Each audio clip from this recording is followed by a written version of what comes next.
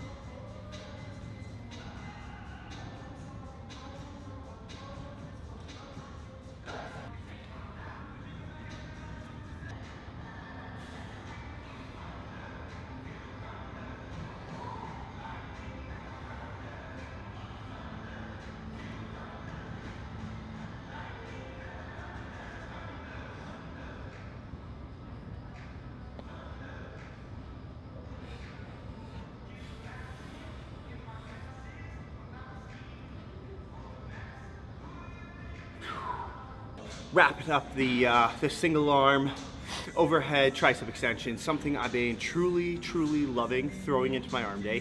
The reason why is because I feel like personally my left tricep is smaller than my right tricep. So when I'm doing this single arm overhead tricep extension, it helps me just really dial in and focus on my left arm and then my right arm. And I personally like to start with my non-dominant side, so my left side.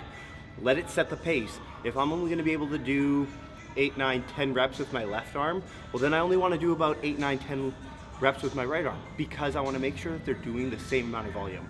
So that is why I've been absolutely loving and I'm gonna continue doing the single arm workouts here and there just to make sure the arms are even. I don't wanna be lopsided.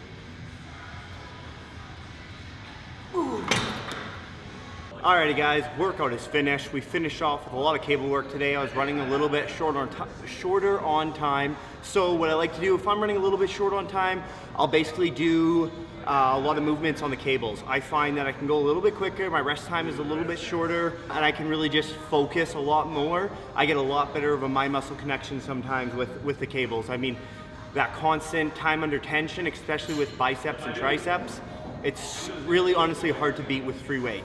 Don't get me wrong, I love free weights, but sometimes a cable is just what it takes and what you want. So that's what we did. I personally always like to finish my workouts off with some cable work anyway. I find that I can really bring the muscle to absolute failure without having to worry about stabilization or anything. So we're gonna check the pump. Otherwise, I have no complaints. The workout was fucking phenomenal. It was an arm day and it's a weekend. So nothing but positive vibes and smiles.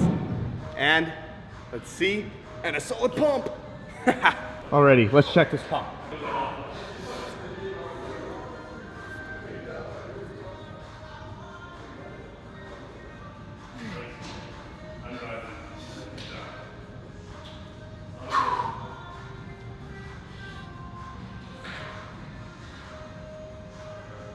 Yeah, buddy.